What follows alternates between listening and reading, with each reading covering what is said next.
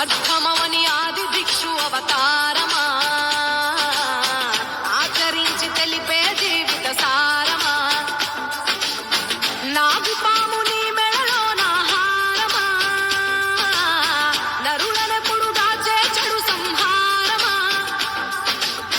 తలన గంగ ఉన్న తీరని దాహమా, జోలవట్టి తిరగడము నీకవసరమా.